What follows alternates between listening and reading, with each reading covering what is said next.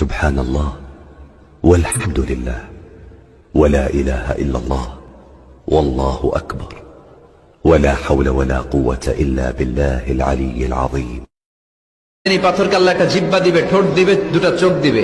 আর এই পাথরটাতে চুমু দিলে জীবনের গুনাহ সব মাফ করে দেয় কে?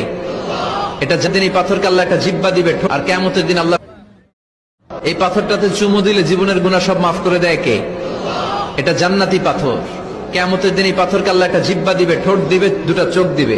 আর কিয়ামতের দিন আল্লাহর সামনে দোয়া করে পড়েন, আল্লাহুম্মা ইন্না নাসআলুকাল জান্নাতা ওয়া নাউযু বিকা মিনান নার। এই দোয়াটা প্রতিদিন পড়তে পারবেন? আমার সাথে আওয়াজ করে। বিষ্ণুনবীর বয়স যখন 6 তখন ওনার আম্মাজান পৃথিবী থেকে ইন্তেকাল করেন। মায়ের কবরের সামনে দাঁড়িয়ে বিষ্ণুনবী শেষ বয়সে অনেক কেঁদেছেন। সবচাইতে শ্রেষ্ঠ দোয়া আরাফার দিনের দোয়া।